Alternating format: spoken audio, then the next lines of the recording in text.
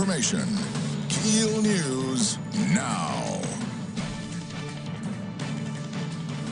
A violent weekend leaves 2 dead. Matt Parker with that. 2 people are dead following a bloody weekend in Shreveport. In the wee hours of Saturday morning, the passengers of 2 cars got into an altercation on Hearn Avenue. People in both vehicles were firing shots at each other until 15-year-old Leandre Spates was killed in the incident. Then, early Sunday morning in Cedar Grove, a man was shot numerous times in the upper body. Several people were detained in both shootings, but at this time, no arrests have been made. From 101.7 FM and 710 KEEL, I'm Matt Parker. And more violence this morning. Police are still on the scene in the Highland neighborhood, the 300 block of Olive between Cody and Centenary. One man has apparently been shot dead there. There's a town hall meeting happening tomorrow morning beginning at 11 o'clock. It's on Margaret Place in the old Shumpert. It'll all be about the impact of the state budget on our local community. Commissioner of Administration Jay Darden will be there. Now, he went before the Senate Finance Committee to talk about the version of the budget they passed. He says it would be devastating to our state. Senators, you have just put your fingerprints on a $96 million cut to higher education. This is on the heels of the current fiscal year where you and we funded higher education without a cut for the first time in a decade. The Senate version of the budget would restore funding for nursing home care, but would cut higher ed. It would also cut 24% of budgets across the state. Darden says that would result in no more SNAP benefits in Louisiana. A bill to ban the use of cell phone devices while driving, expected to be voted on this week by the Senate. The bill would outlaw the use of any mobile device not operated through a wireless system. All 102 Miss USA and Miss Teen USA contestants are in town for the upcoming event. This past weekend, they held a huge welcoming party. Now today, it's the big parade. It rolls at noon in downtown Shreveport. The Shreveport Mudbugs will be playing for their first ever Robertson Cup tonight. The Bugs will take on the Minot Minotauros tonight in Minnesota in a one-game winner-take-all championship. President Donald Trump recognizing the contributions of women to America on Mother's Day. He also shared the story of his own mom. My mother was a great person. Her name was Mary McLeod. She came from Scotland, and she met my father when she was very young. They were married for many, many years. I learned so much from my mother. She was just incredible. Warm, loving, really smart.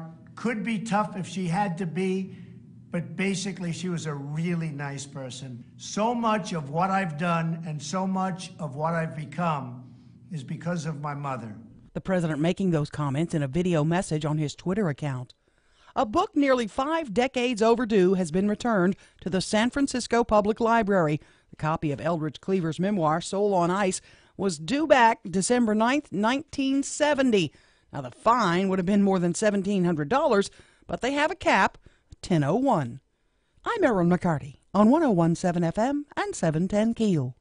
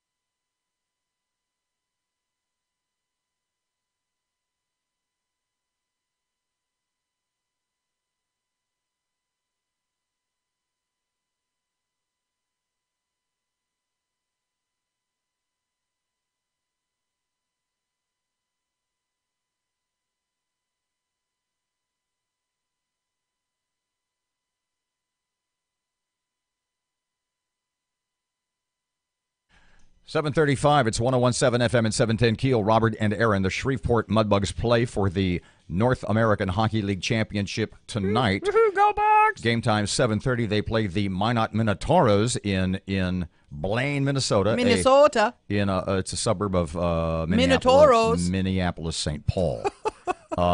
The only other Minot is the only other big B-52 base. Yeah, the problem with this is that Minot is much closer to Minnesota than we are. Yes, it is. So they've got a home court advantage. Yeah. A little bit. How many Bugs fans are up there? I heard there were more than 100, and they were far and away. Roy Lang wrote that they were far and away the rowdiest and the loudest. Ooh. Actually, I heard that from or saw that on the NAHL website or whatever. They had a little write-up. They're like, these fans, these teams had more presence, but no one was louder or more vocal than the Mudbugs. If you watched the games over the weekend, it sounded like a home game. It was awesome. So basically, as they started the playoffs, 4 teams, 1, 2, 3, and 4 places from each division.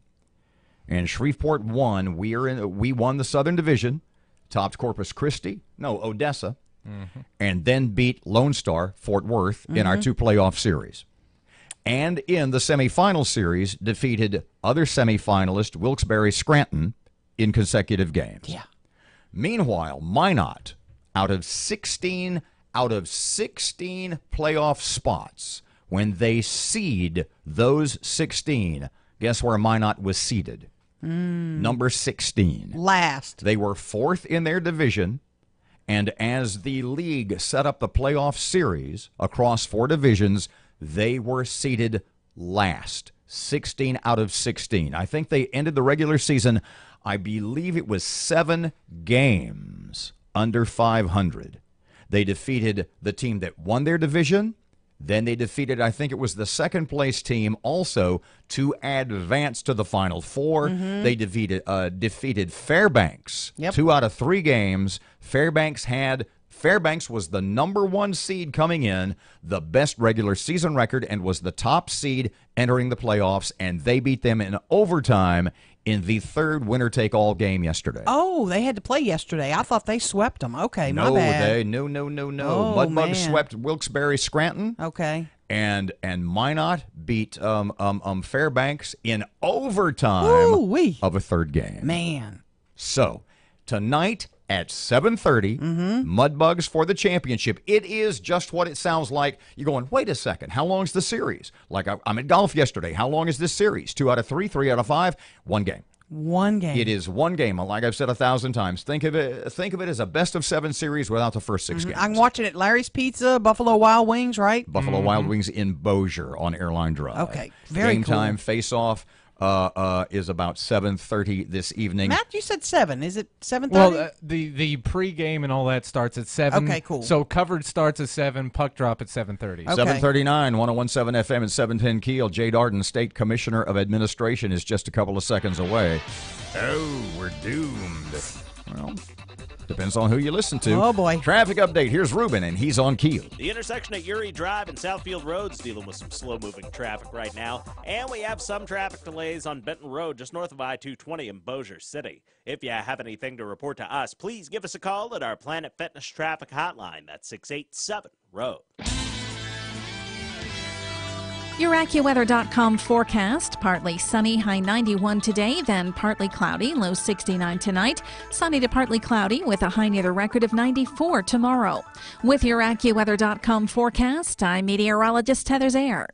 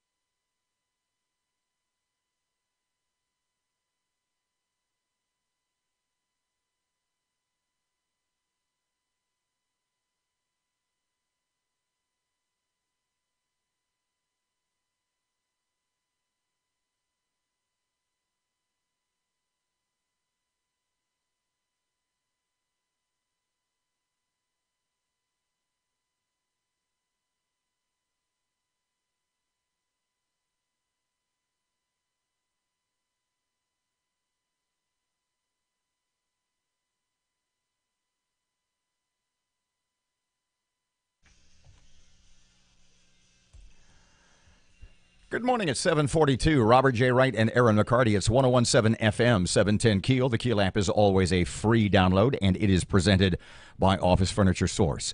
The Louisiana Commissioner of Administration, Mr. Jay Darden, is here. Good morning, Mr. Jay. How are you today?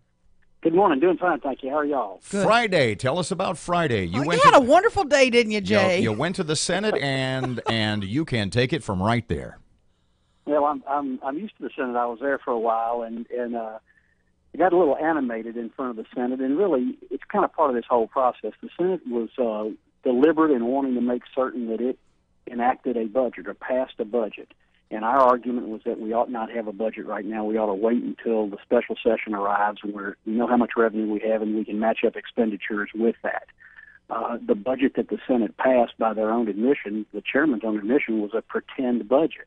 There was no expectation that this would become a reality, and I was interested in making certain that the public had an explanation of exactly what this pretend budget looked like compared to the equally pretend budget that the House passed. And so we now have these two competing budgets, neither of which accomplish what the state needs. And, you know, the two of you and I have been talking about this for well over a year. And what we've been saying for the past year is that the legislature is not going to be able to fashion a responsible budget without making up a portion of the revenue that's rolling off the books. And the action of the Senate committee and the House as a whole evidences that. The people who say we can cut our way out of this have been unable to propose any cuts that don't devastate the state. And this is what we've been saying. So if the Senate budget is a pretend budget, has the governor been giving pretend warnings? Absolutely not. I think this is the best evidence of that, isn't it?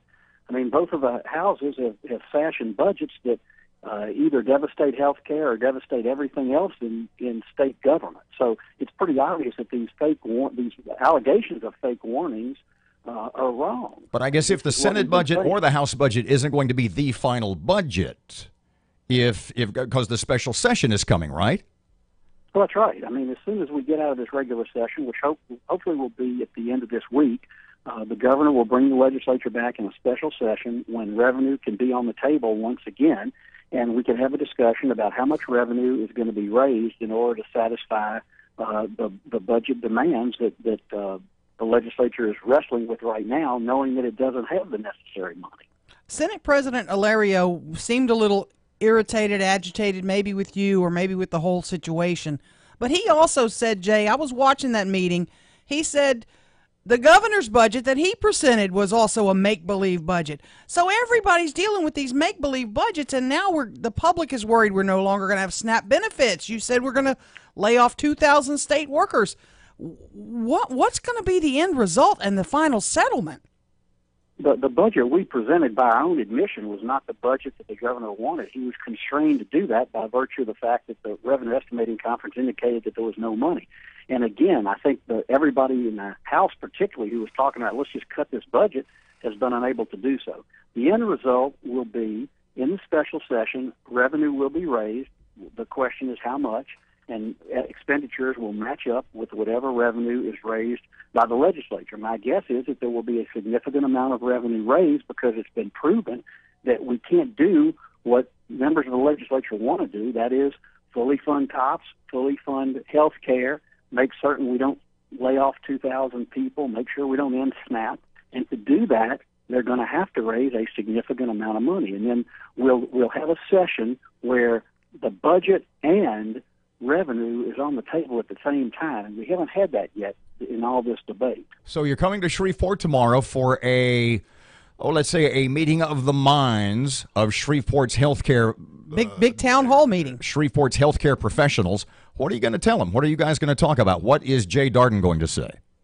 It'll be the same thing we've been saying all along. We'll go through the two proposed budgets that are out there and how they're really not tenable and talk about the revenue options and talk about where we go from here. I'm sure there'll be a lot of questions, and I'm looking forward to being there and assuring the folks in Shreveport that we're going to save the medical school and we're going to make sure that health care in Shreveport is continued to be delivered in the manner in which it's been in the past and hopefully in an even more efficient way when we're able to seal the deal with Ochsner, which is very close to happening.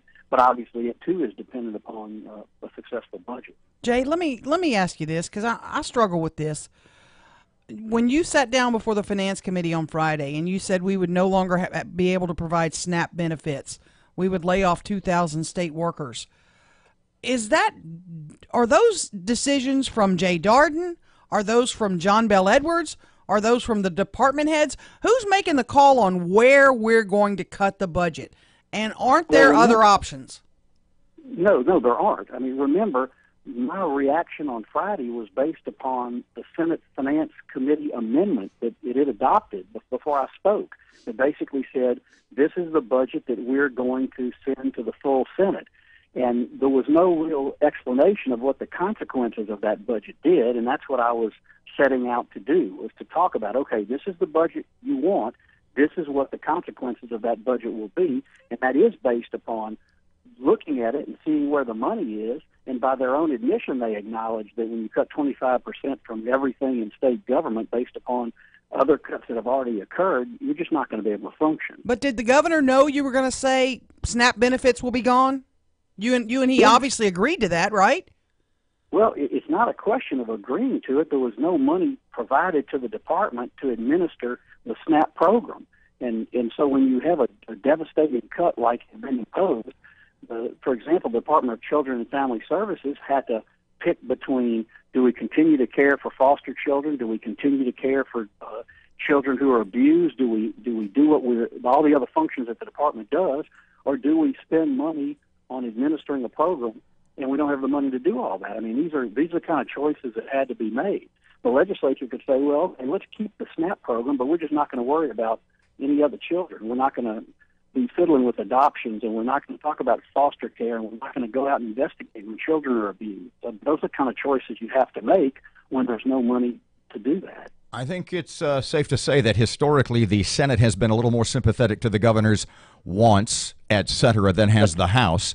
Do you think that Friday? Do you think that Friday, that what went on with you and the Senate on Friday, or the Senate committee, alienated them somewhat, or do you think things can get back to how they were?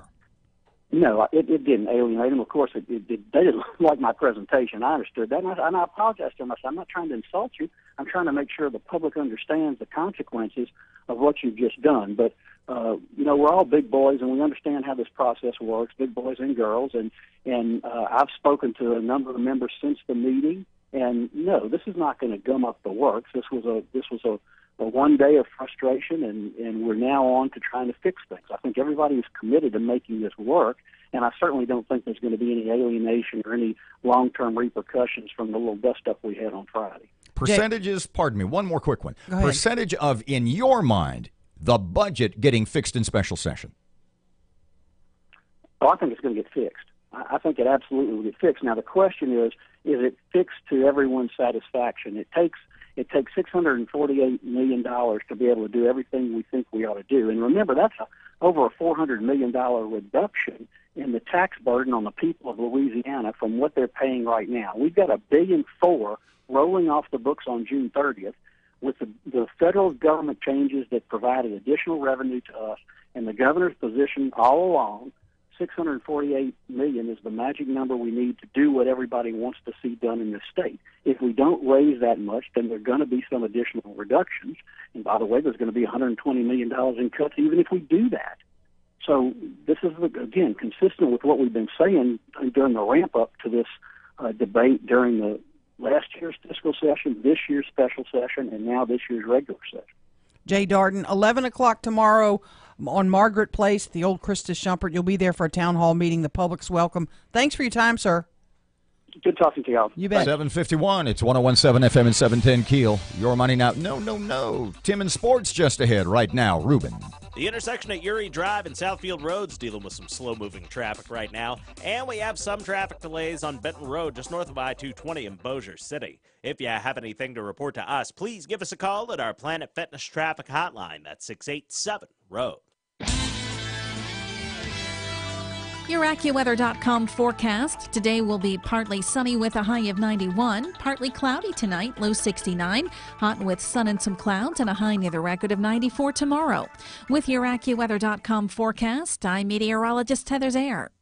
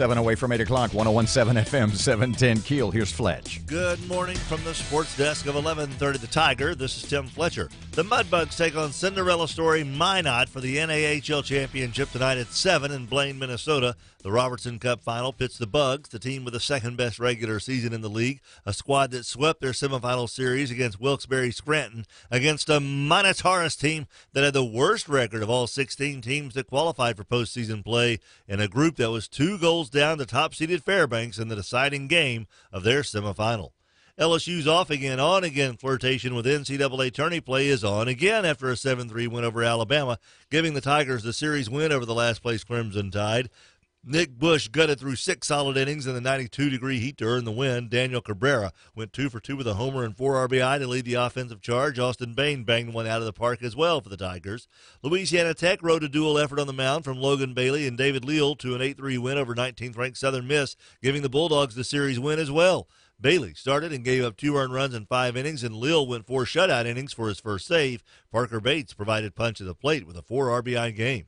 Playing his final game at Brown Stroud Field, Northwestern State's David Fry put on a show. The owner of multiple slots in the Demons record book, Fry homered twice to fuel the home team's 6-1 win over Abilene Christian to finish off a sweep of their Southland Conference Series. Boston Club Cleveland 108-83 to take Game 1 of the Eastern Conference Finals. The Celtics led by 21 in the first quarter and were never threatened. From the sports desk of 1130 The Tiger, this is Tim Fletcher.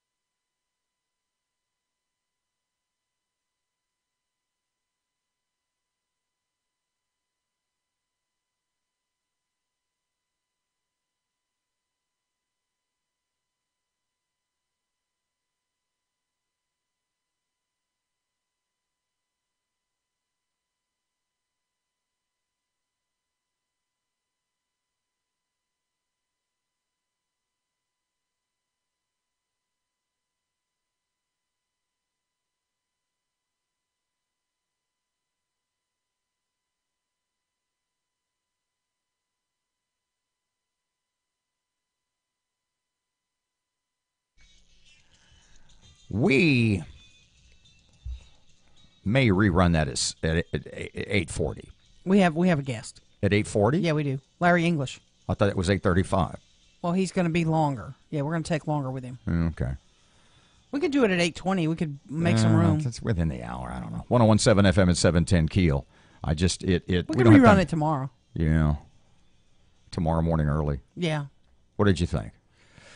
Let me see if I'm wrong here. Here's what Jay Darden said. See if I've got this right. You got it right. Okay. The House budget is a pretend budget. Make believe, yeah. Mm-hmm. The Senate budget is a pretend budget. Make believe. The governor's budget is a pretend budget. All make believe. So what are all this sky? The sky is falling. It's the end of the world. Are those cuts make believe too? It's the day. That was my question. Yeah.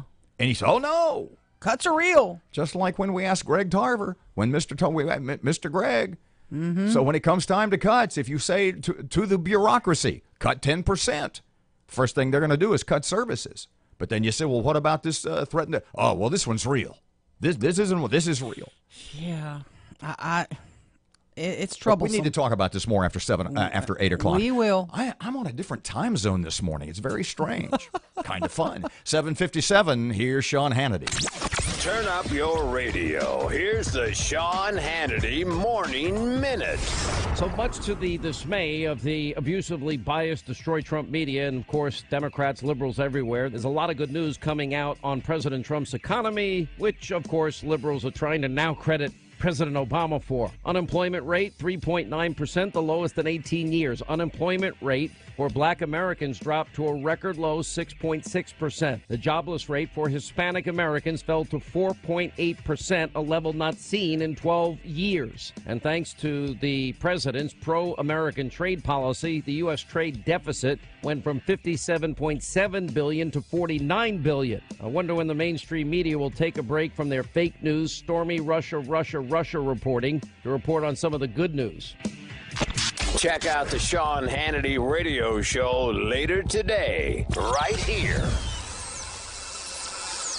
When it comes to mortgages, the internet can help you understand a lot of things, like the importance of a good credit score or the difference between an adjustable rate and a fixed rate mortgage. But when it comes to knowing what's best for you, you need more than an online search. I'm Jay Farner, CEO of Quicken Loans. Sure, information is everywhere, but don't you want knowledge you can trust? A home loan expert working with you personally from start to finish? A solid approval based on real information? Rocket Mortgage gives you options, technology when you want it, and people when you need them. We help you understand the details so you can make a confident decision and get approved in as few as 8 minutes. In fact, for 8 consecutive years, we've been ranked highest in the nation in customer satisfaction for primary mortgage origination by J.D. Power. And we're America's largest mortgage lender. So when you're looking for answers, go online, but start and finish with RocketMortgage.com. Based on Rocket Mortgage data in comparison to public data records. For J.D. Power award information, visit jdpower.com. Equal housing lender. Licensed in all 50 states. NMLS number 3030. Rocket Mortgage results may vary.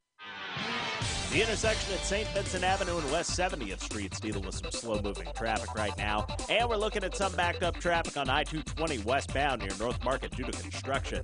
If you have anything to report to us, please give us a call at our Planet Fitness Traffic Hotline. That's 687-ROAD.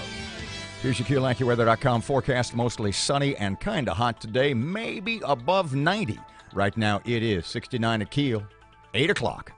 Breaking news and trending talk. This is 101.7 FM and 710 KEEL. KEEL, Shreveport.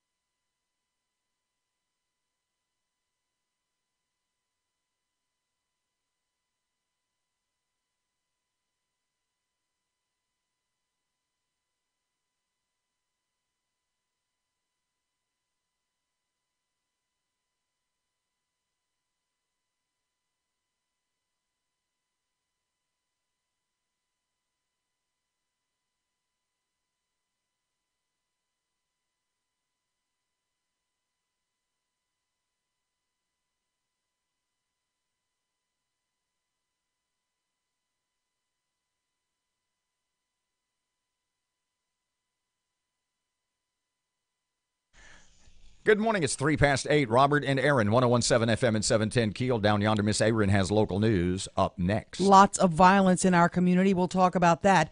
A big day today for all the Miss Teen and Miss USA contestants. We'll have that coming up, too. And the haggling over the budget. Ooh, here's the deal. 2.0. Okay, so if Commissioner, I got to slow down. Commissioner of Administration Jay Darden says the House budget is fake, the Senate budget is fake, the governor's budget is fake, then are all the warnings of imminent disaster fake? And what's the point of having the meeting tomorrow with all the healthcare people here in Shreveport about the budget if you don't have a budget? The budgets are fake, yeah. And Larry English from Gateway Development Consortium is here about 8:35. Fletcher in sports and traffic and weather, and it's all coming up this hour right here on Keel.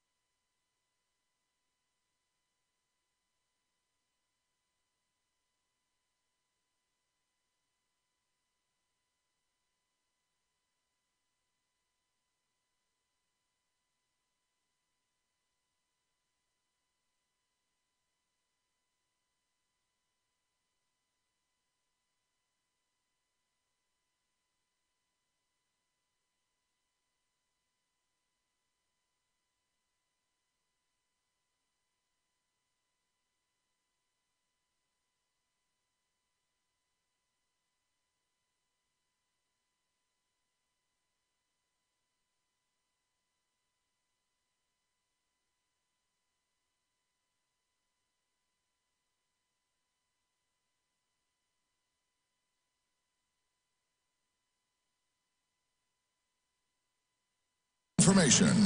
KEEL News now. A town hall meeting is scheduled for tomorrow morning beginning at 11 o'clock, the old Shumpert on Margaret Place. It's all to talk about the impact of the state budget on the 3 medical teaching schools here locally and other local institutions. The public is invited and encouraged to attend. Miss USA events kick off. Matt Parker with that. All 102 Miss USA and Miss Teen USA contestants are in town for the upcoming event. This past weekend, there was a huge welcoming party at Silver Star Smokehouse in Bossier. The event was attended by all contestants, both mayors, and several other local leaders. Today, there will be a free Mardi Gras parade for the contestants in downtown Shreveport at noon. The pageant, which will be held at George's Pond and Hirsch Coliseum May 21st, is expected to generate close to $5 million for the local community.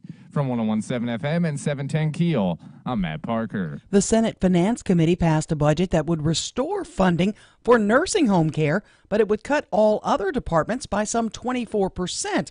Commissioner of Administration Jay Darden says this would be devastating. We will regress faster than what happened during the entire previous 8 years when public support dropped to the lowest in the country.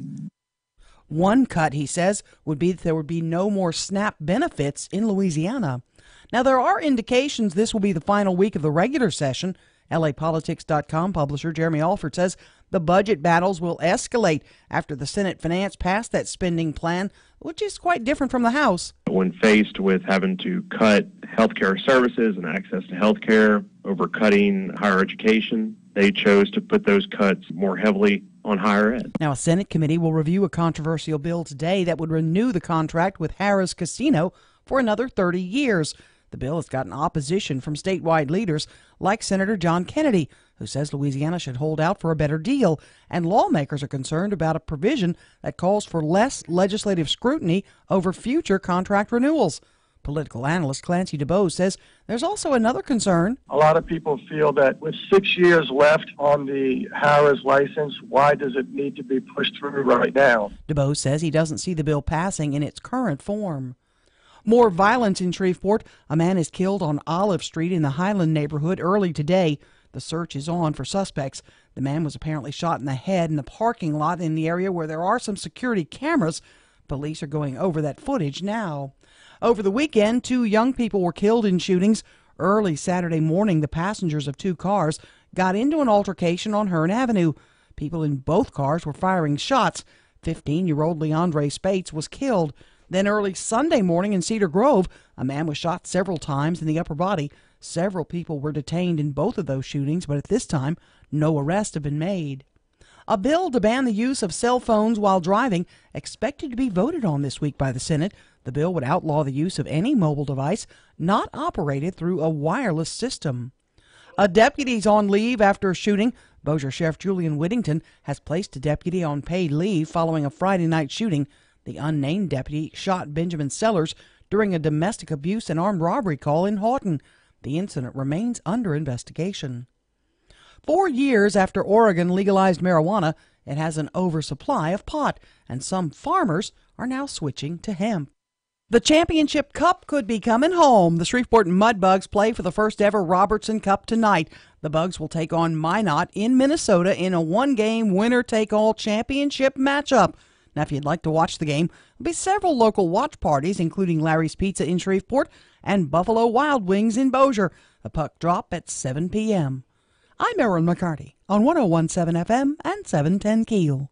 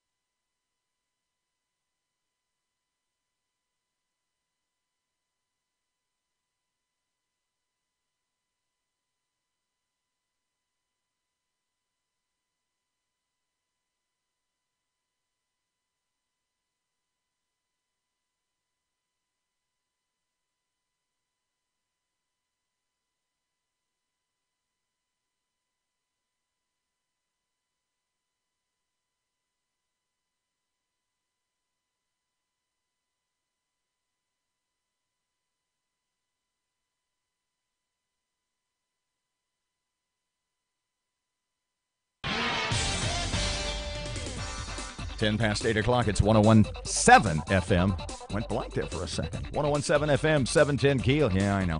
101.7 FM, 710 KEEL. Here's Ruben. Traffic Just time. received reports of a minor accident on Grove Avenue near Jewella Avenue. And we have some heavy backed up traffic on I-20 westbound. Starting at Spring and Market, it's backed up past Benton Road right now. If you have anything to report to us, please give us a call at our Planet Fitness Traffic Hotline. That's 687-ROAD. Your AccuWeather.com forecast. Partly sunny, high 91 today, then partly cloudy, low 69 tonight. Sunny to partly cloudy with a high near the record of 94 tomorrow. With your AccuWeather.com forecast, I'm meteorologist Heather Zaire.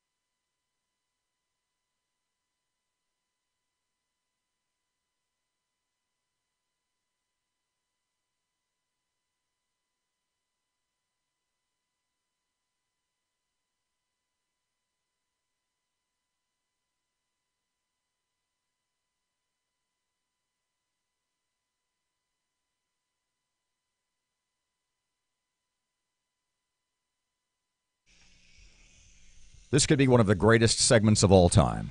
The next 7 or 8 minutes has true potential for broadcasting brilliance. Okay. 12 past 8 o'clock. So get ready because I'm counting on you. All right. 12 past 8 o'clock, 101.7 FM and 710 KEEL. Robert J. Wright and Erin McCarty. Shreveport Security Systems text line is 318-392-1884. Okay, so at about 7:40 last hour, we had Commissioner of Administration Jay Darden on. And And there have been more dire warnings, even more dire warnings from the Edwards administration. The dire warnings, the sky is falling, it's the end of the world, it's the day after tomorrow, did not end with their warnings last week about sending out the letters about all the senior citizens and special needs and disabled people. If they're in nursing homes or they're getting money from Medicaid, boom, you're going to be, get ready to pack your bags, Grandma, because you're going to be living on the curb. Curbing you. See you in the parking lot at Walmart holding the sign. I have nowhere else to go. Please give me a quarter. Right. But wait a second. Then we have Jay Darden on. Help me out with this. We have Jay Darden on last hour. And he says that the House finance bill, the House budget, is not real. Right.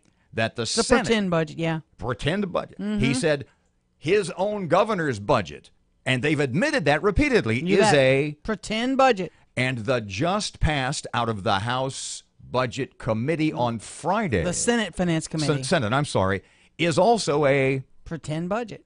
Make believe. So we asked him, I said, well, Mr. J, does that mean that all of the warnings, all of these dire warnings about the fiscal cliff are pretend warnings?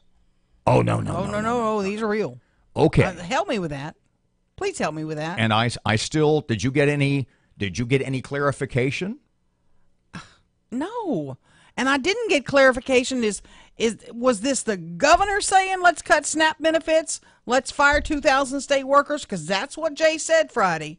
Was it Jay's decision? Was it the department heads? Look, I get the impression the governor's fully on board and he knew what Jay was going to go out there and do. Tell us, no doubt. What is Erin's over and over and over again question to state officials of all levels? I'm so sick of asking it. Just go ahead because I'm going somewhere. Why cannot you go back, Governor Jay Darden, whoever you are, and tell every state agency to cut their budget by 10% or 12% or whatever the number needs to be, and bring back cuts that would get our budget more in line? What did Greg Tarver tell us? He said, we couldn't do that.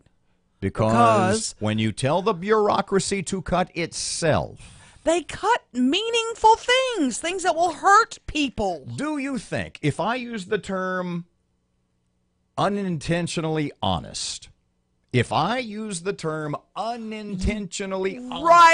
on the money in describing our soundbite with Senator Greg Tarver a couple, maybe now close to a month ago, when you asked him that very same question about why can't state departments find a way to cut 10% and solve our budget? You tell me, you listen to Mr. Gregg, and you tell me if this is the most intentionally or unintentionally honest answer we've ever gotten.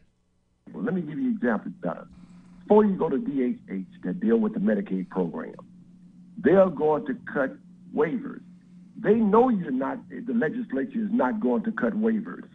You're not going to cut waivers for little bitty kids who are in wheelchairs. They know that, but they'll send you that 10%.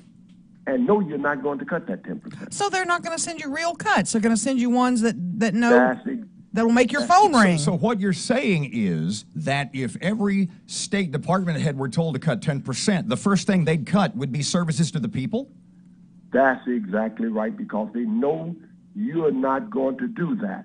Wait a second. What's the governor been? You heard Mr. Gregg say, well, the first thing they're going to do is kick kids out of wheelchairs. Yeah. Well, it's the first thing governor did. He's kicking old people out of wheelchairs. Second thing governor did, he just said, we're going to have to cut. We're going to no more food stamps. Children are going to starve. But then when you ask, well, wait a second, and we said to Mr. Gregg, we said, well, what about the governor's warning? No, this one's real though. This one's real. Yeah, these are real cuts we'd have to make. So the question begs be asked.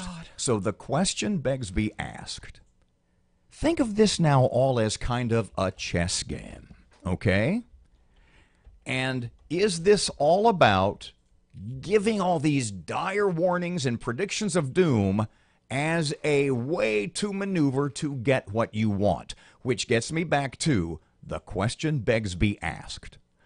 If there's no real budget, if the House budget, if the governor's budget, if the Senate budget are all pretend budgets, and all the warnings of gloom and doom are all pretend warnings, then what's the purpose of all of the local bigwigs in healthcare with Jay Darden and other state officials having this big hubbub powwow meeting tomorrow at Schumpert?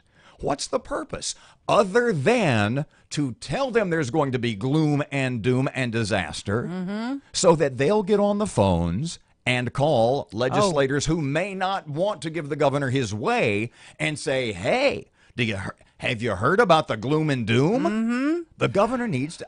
We are like, let's envision ourselves as a pot of chili. Okay? And hold on a second. You ready? No. If you're watching on Facebook, I want you to repeat that line, and then if you're watching the streaming video on Facebook, and let's go to break. I want you to hold that thought. Hold on to my chili. Promise me during the break. Chili.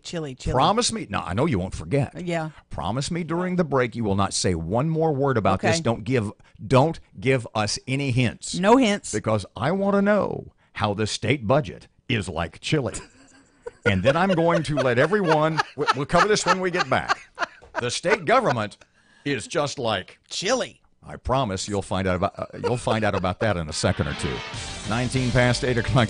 Ye gods. 19 past 8. Here's Ruben. Traffic update on Keel. Emergency response vehicles have traffic slowed down on Shreveport-Barksdale Highway due to a fire near Wayman Street. And we have reports of a minor accident on East Burke-Coons Industrial Loop near Brook Hollow Drive. If you have anything to report to us, please give us a call at our Planet Fitness Traffic Hotline. That's 687-ROAD. Your AccuWeather.com forecast. Today will be partly sunny with a high of 91, partly cloudy tonight, low 69, hot with sun and some clouds, and a high near the record of 94 tomorrow. With your AccuWeather.com forecast, I'm meteorologist Heather Zayer.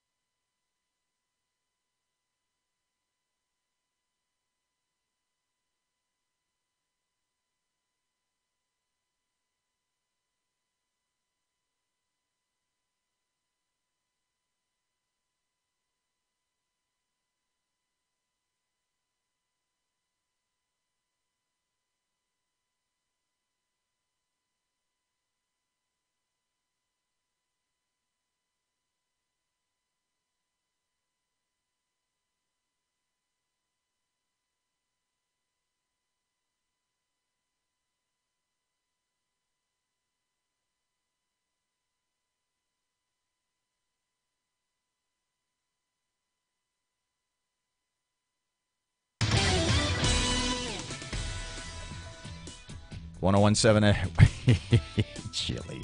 101.7 FM, 710 Keel. Here's Fletch. Here's sports. Good morning from the sports desk of 1130 The Tiger. This is Tim Fletcher. The Mudbugs take on Cinderella Story Minot for the NAHL Championship tonight at 7 in Blaine, Minnesota. The Robertson Cup final pits the Bugs, the team with the second-best regular season in the league, a squad that swept their semifinal series against Wilkes-Barre Scranton, against a Minotaurus team that had the worst record of all 16 teams that qualified for postseason play in a group that was 2 goals down to top-seeded Fairbanks in the deciding game of their semifinal. LSU's off-again, on-again flirtation with NCAA tourney play is on again after a 7-3 win over Alabama, giving the Tigers the series win over the last-place Crimson Tide. Nick Bush gutted through 6 solid innings in the 92-degree heat to earn the win. Daniel Cabrera went 2 for 2 with a homer and 4 RBI to lead the offensive charge. Austin Bain banged one out of the park as well for the Tigers. Louisiana Tech rode a dual effort on the mound from Logan Bailey and David Leal to an 8-3 win over 19th-ranked Southern Miss, giving the Bulldogs the series win as well. Bailey started and gave up 2 earned runs in 5 innings, and Lil went 4 shutout innings for his first save. Parker Bates provided punch at the plate with a 4 RBI game. Playing his final game at Brown Stroud Field, Northwestern State's David Fry put on a show. The owner of multiple slots in the Demons record book, Fry homered twice to fuel the home team's 6-1 win over Abilene Christian to finish off a sweep of their Southland Conference Series. Boston Club Cleveland 108-83 to take Game 1 of the Eastern Conference Finals. The Celtics led by 21 in the first quarter and were never threatened. From the sports desk of 1130 The Tiger, this is Tim Fletcher.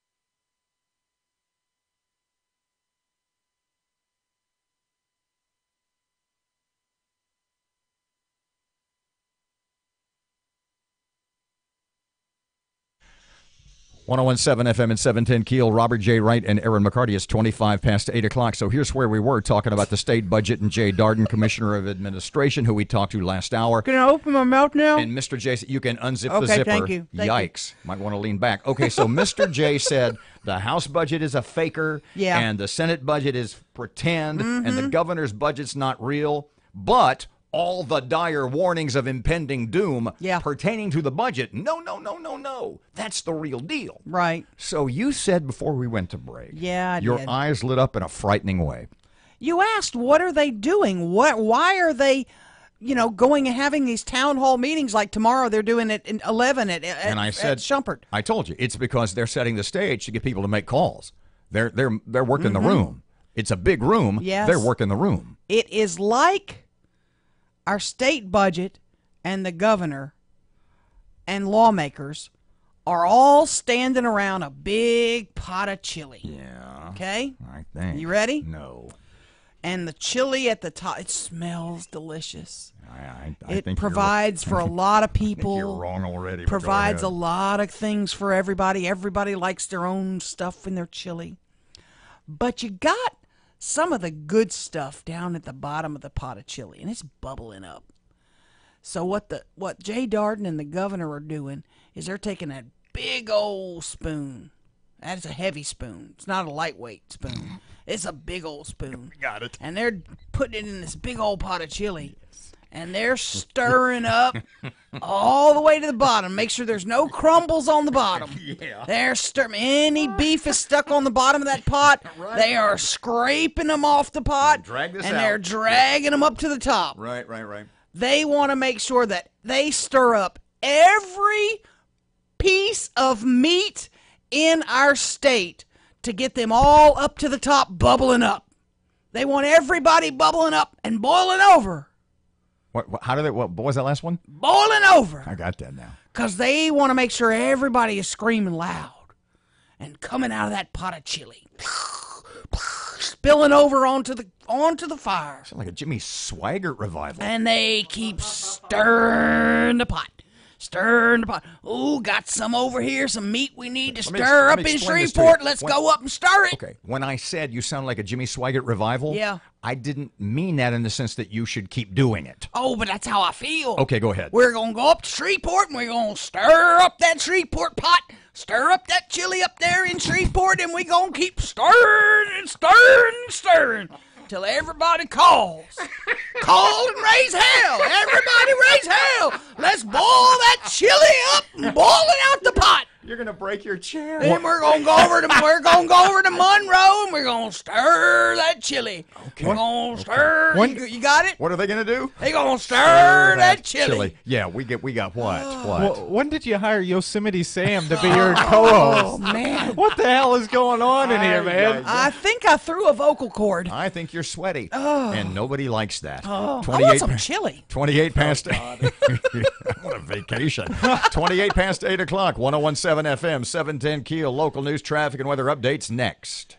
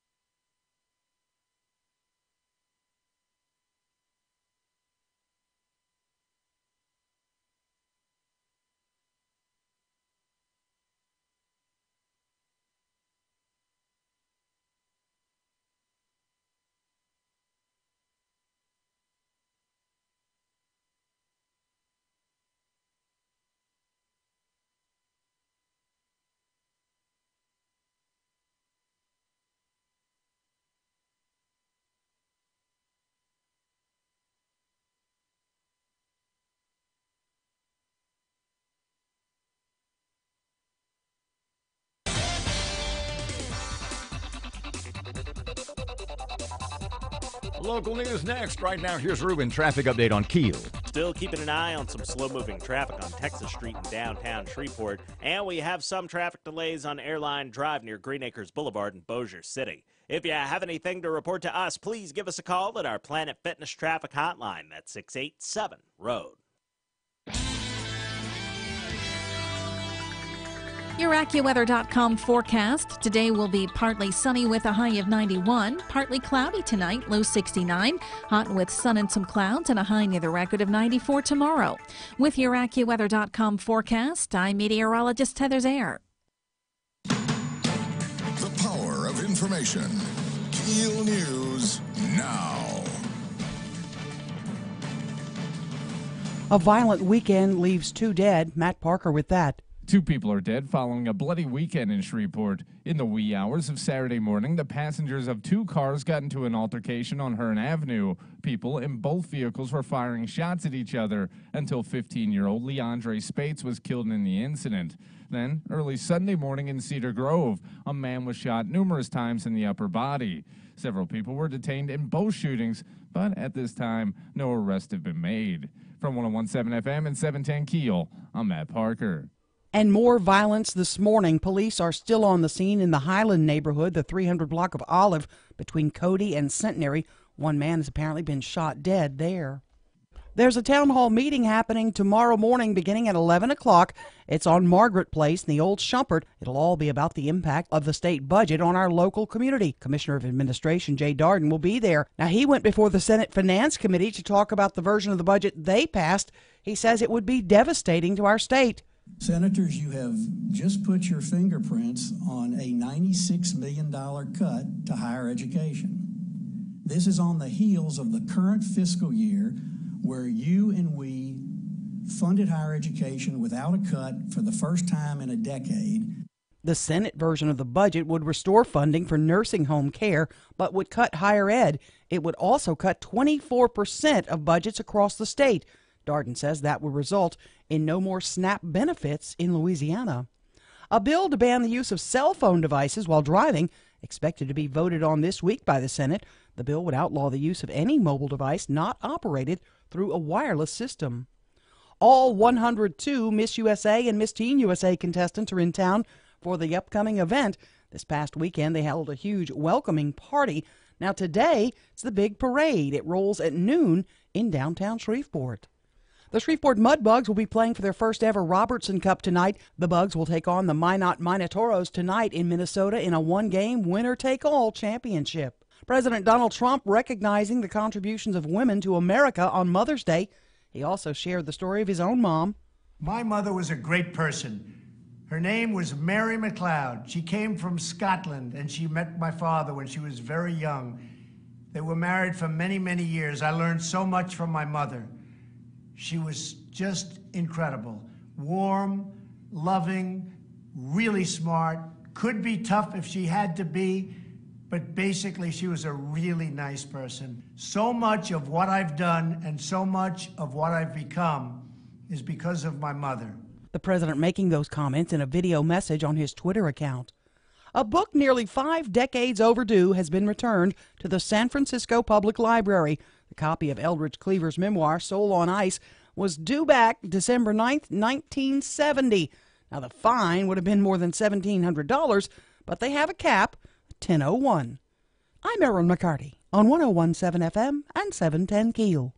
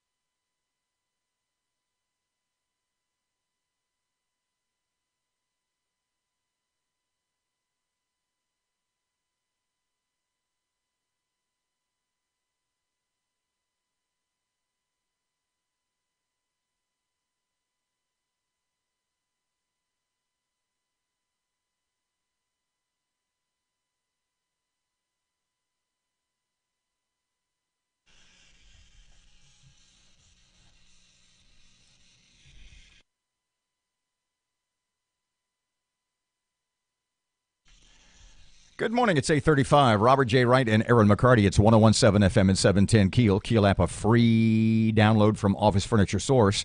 Mr. Larry English is here. He is with Gateway Development There we go, Consortium. Hey, Mr. Larry, how are you today? Thanks for taking time for us. I'm doing fine. Thank you for taking time to have me on. Larry, it's an honor. Are you in New York today? I am in New York today. Okay. Yes, I am. The whole crew, I think, is coming down in a couple of weeks. From the Janus Group, etc. You got the overall plan, and we've talked to Paul Pratt many times, is to develop that Cross Bayou area and make it a residential. All kinds of things are included.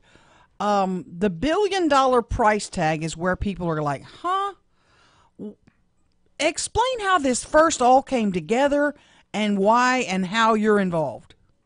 So first of all, as you know, I am a native of Shreveport, and I keep a house in Shreveport. I have 2 grandchildren in Shreveport, and I have a ton of nephew and nieces in Shreveport, and I have a soon-to-be 97-year-old father that is in a nursing home in Shreveport. So I am in quite a bit, and very much Shreveport's my home, born in the MLK area. So I was actually in Shreveport when the city voted on Mayor Tyler's Cross Bayou project. I actually didn't know much about it. Willie Bradford is a good friend of mine. He told me what was going on. He said, you should come down to the city council. And I came into the city council, and I actually watched the vote the council vote down the project. Afterwards, I had dinner with Curtis Joseph and Paul Pratt that was already scheduled, and they were asking me what I thought about the project. And I said, well, the one thing that I noticed in the room was that everybody in the room believed that Cross Bayou should be developed.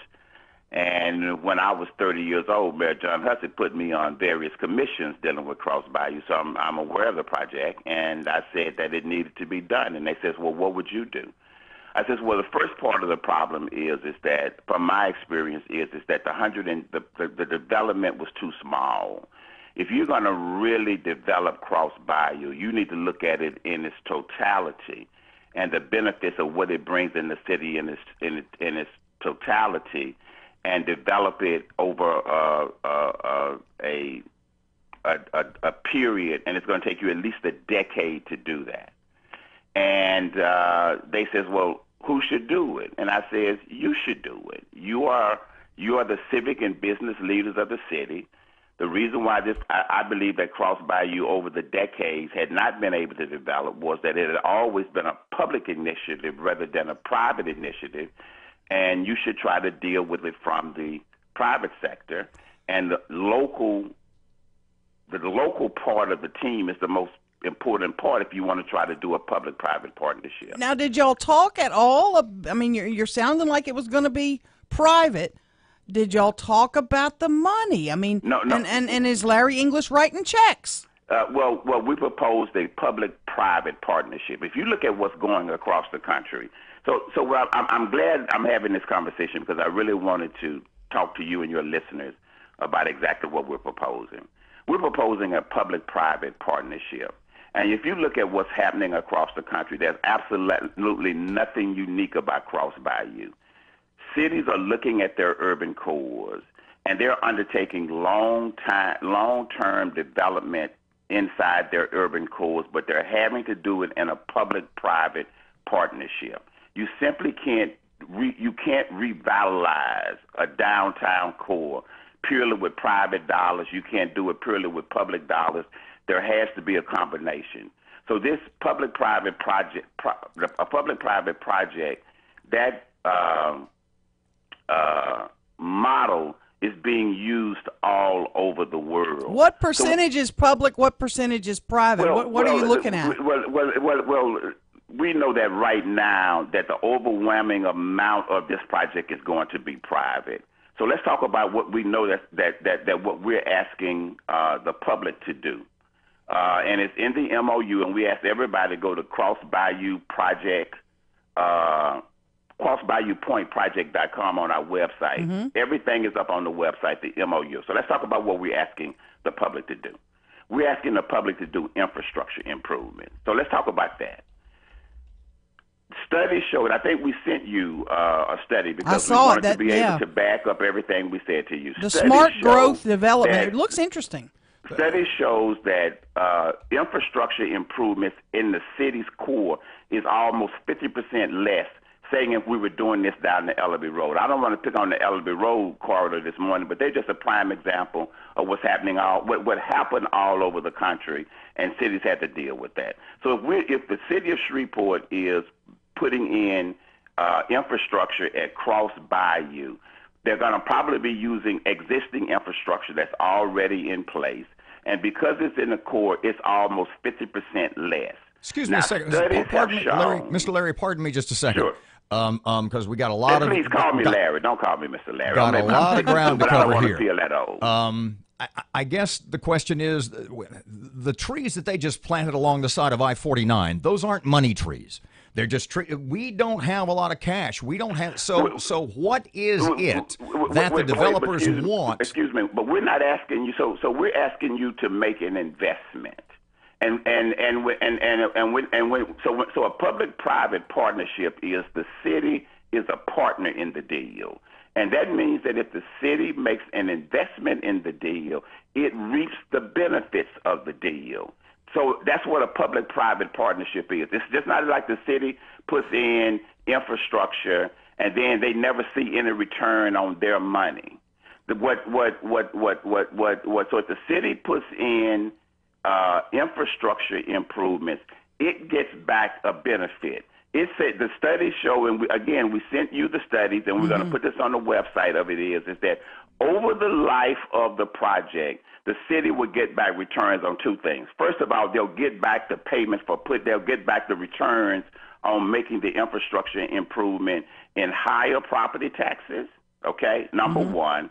Number two, they'll get back the cost of putting the infrastructure in, because rather than building a fire station, as the city had to do down Ellaby Road, rather than sending police officers daily down Ellaby Road, which is costing the city gas, man hours, and usage of vehicles, all of those savings and returns are given back to the city to cover the cost of the infrastructure. Who's paying for it, Larry? Can you give? I mean, is Larry English writing a check? Is Paul Pratt? Who's funding this billion? I mean, I know it's over 10 years, but everybody wants to know who's the money behind this. So when you put together a public-private partnership, so the way projects like this are funded is that you raise the capital. The world right now is awash in cash, looking for places to invest in projects. So once we have a commitment from the city, we will then go out and we will begin to raise money. And the places so we have a capital advisor on our team who's there to help us, and obviously myself and Scott Messner have experience at that. So where you raise the capital, you raise it from several sources. You raise it from private equity firms. Let me give you an example. I have been contacted by a equity fund. They have over $1 billion, and they focused on energy. That's where they invest their money in. They would like to come in as a part of the project and fund building a 21st century green technology energy grid. Bill Wiener has talked about this, which has raised this in his issues. So they're prepared to come in and build a new 21st century energy grid, solar, wind, build a new energy grid, and they will fund that themselves. That's intriguing. Okay. Councilwoman Stephanie Lynch told us, I think Thursday or Friday. Okay. She said, this sounds a lot like what Paul Elio pitched to us, when he was pitching, you let me have the GM plant to use, and I'll go out and I'll be able to find the funding. The funding will be there, and I'll be able to build my car. It sounds similar. We're all skeptical, Larry. How do you deal with our skepticism? May I respond to that? Please. Part of a public-private project is, so we're asking the city also to put the land in. They're sitting vacant there right now. There's literally nothing on it. They're not making any money on it, and it's costing them. When you structure these public-private projects, the city puts in what's called clawback provisions. And what the city failed to do was, with the Elio plant, was they should have put what's called a clawback provision in, meaning that we're setting in place various targets for you to meet. So structure within a public-private project, within this project, and what should have been inside the Elio project should have been targets. Okay, we're going to give you the Elio plant. You're going to do A by X day. You're going to do B by X day. If you don't do A by X day, then we have the right to claw this project back from you and you to refund us any monies that we would have put in that project. Our project, because we want transparency and we want to make sure that the taxpayers are going to be protected. The city is going to put language in the final agreement. And let's be clear, we're not even close to having a final agreement yet. Sure. The city will put language in that final agreement, and it will have targets in it, okay? Mm-hmm. It will say, okay, you're going to break ground on a municipal complex by this date. If you don't break ground on this municipal complex by this date, there will be penalties imposed, or we can claw back the land so that the taxpayers have protection at every step of the way. One of the things of it is, and let me just say something else to everybody. Okay. We're not Elio. Gotcha. We were born and raised in the neighborhoods of this city. We have family in this city. We live in this city. We are undertaking this project. Certainly we're business people, but this is also a civic endeavor for us also because we care about the city. And so everybody that's involved in this process of it is, the citizens know who we are for the most part. We've been in the public eye for the longest, all of us. We have been public servants in the city for the longest. So is there a trust factor? Yes, there's a trust factor.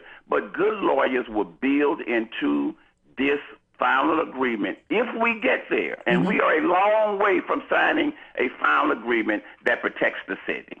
Larry English, thank you so much for your time. Look forward to seeing you when you're back in town. Thank you. You bet. 848, 1017 FM, 710 KEEL. It's springtime at Cece's.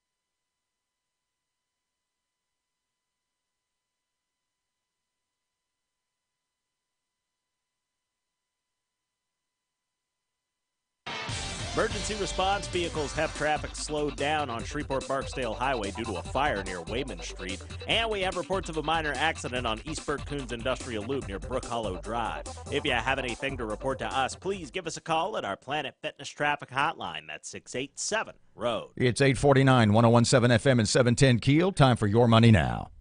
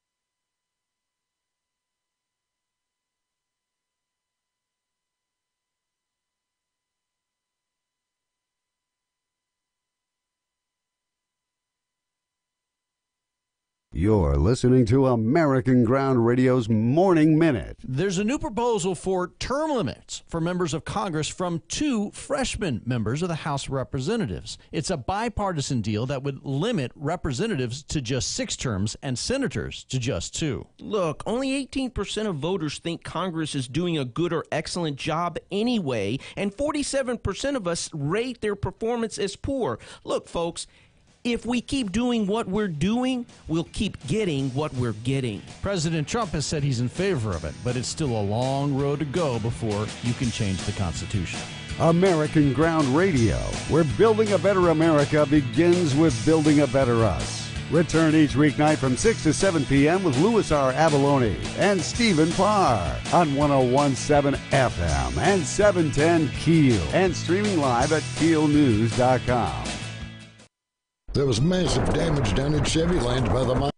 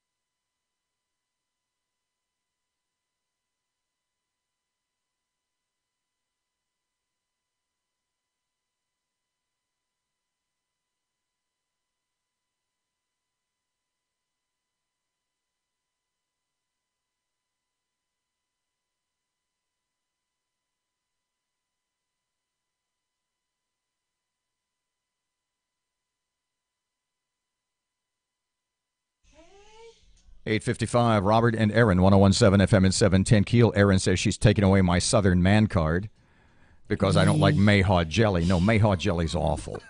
You cannot be Southern anymore. The 2 Southern things that, Mayhaw jelly that my Nana used to make, they were just, were Mayhaw jelly, and she would occasionally make, whorehound candy.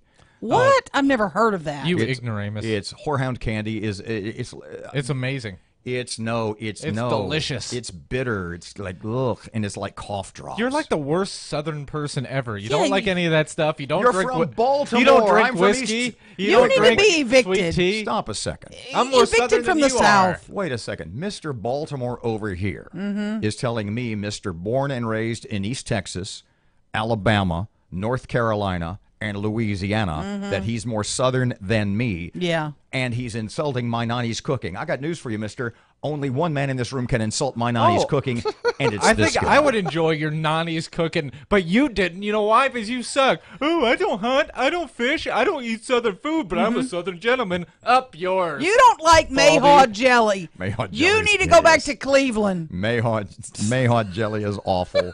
Whorehound candy is, we'll delicious. stop there. We'll stop there before the jokes begin to fly. Yeah, please. Back tomorrow morning, 6 till 9. Robert and Erin, 101.7 FM, 710 KEEL. Here's Kim Commando. Everyone knows that the internet is full of scams, and unsuspecting public is swindled out of $1.4 billion a year. And the FBI says that most scams boil down to just a few basic types. Here's what to look for. Kim Commando with your Monday Consumer Tech Update. Around 300,000 internet scam complaints pour into the FBI each year. Many more go unreported. The top ones begin with phishing attacks, where people are tricked, usually through email, into giving up credit card numbers and other personal information. Data theft and tech support fraud are close behind. In both cases, victims are, again, tricked into installing apps and software that spy and steal. In a worst case, they unknowingly install ransomware. With ransomware, you'll pay money to organized crime in the Mideast or Asia to unlock your files. But the number one ripoff is the oldest swindle in the book: not getting paid for something you sold or never receiving an item you purchased. As you can see, high-tech theft is really not very complex at all. I'm Kim Commando. I've got some big dinner plans for my family coming this week, and it doesn't involve restaurants or takeout or even grocery shopping. Here on the Kim Commando Show each week, I tell you all about simple recipes, gourmet touches and flavors, delivered right to your door with garden-fresh, pre-measured ingredients.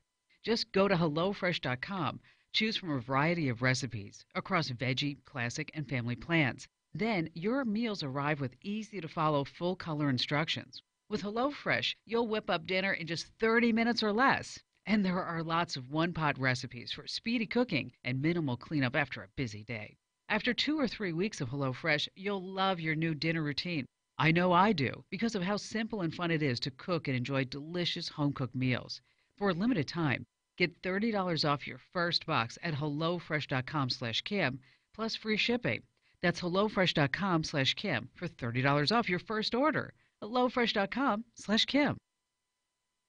American Ground Radio, where building a better America begins with building a better us. Every single person has the opportunity, the chance, the risk to be corrupted when they get power. You mean if they're not already oriented in the mindset that they are a public servant? Return each weeknight from 6 to 7 p.m. with Louis R. Abalone and Stephen Parr on 101.7 FM and 710 KEEL, and streaming live at KEELnews.com.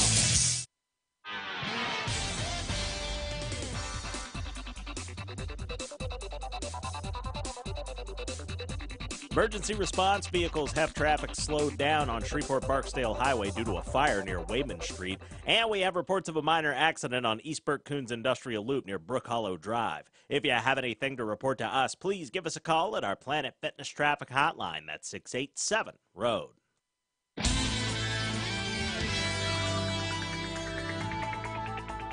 Your AccuWeather.com forecast. Today will be partly sunny with a high of 91. Partly cloudy tonight, low 69. Hot with sun and some clouds and a high near the record of 94 tomorrow. With your AccuWeather.com forecast, I'm meteorologist Heather Zayer. Breaking news and trending talk. This is 101.7 FM and 710 KEEL. KEEL, Shreveport.